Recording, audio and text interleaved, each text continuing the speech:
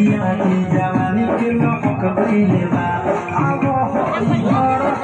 छोड़ तो कर ई मनवा ये राजा बहक गइले बा लगले जे हाथे त कह देनी साथे किया की जवानी के लहक गइले बा अब हर छोड़ तो कर ई मनवा ये राजा बहक गइले बा करना सामने रहनी